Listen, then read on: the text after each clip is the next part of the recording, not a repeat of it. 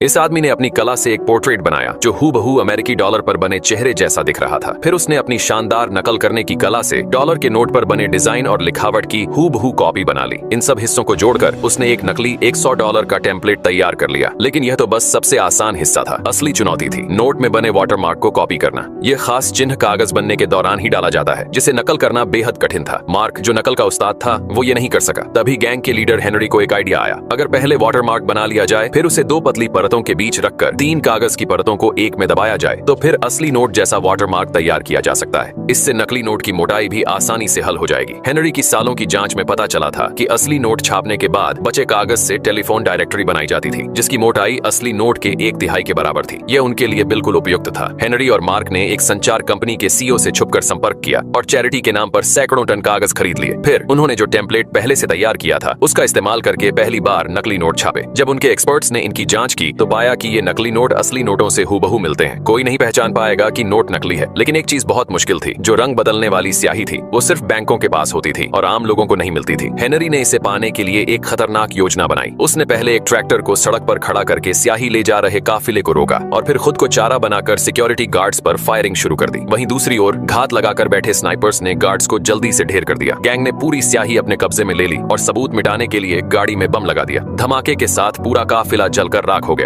इसके बाद उनके अड्डे पर सभी प्रिंटिंग मशीनें दिन रात चलने लगीं और उन्होंने भारी मात्रा में नकली नोट छापना शुरू कर दिया। ये नोट इतने असली लगते थे कि असली नोट भी उनके आगे फीके पड़ जाते थे। लेकिन मार्क खुश नहीं था, क्योंकि उसे पता था कि स्याही जल्दी ही खत्म हो जाएगी। इस समस्या का हल ढूंढने के लिए मार्क हेनरी के साथ दुनिया भर में घूमने लगा और अलग अलग स्याही को मिलाकर प्रयोग करता रहा। फिर एक बार एक गैंग से लेन देन के दौरान उसने देखा कि उनके लीडर की कार पर जो रंग था, वह उसी रंग बदलने वाली स्याही जैसा लग रहा था, जैसा अमेरिकी डॉलर पर इस्तेमाल होता है।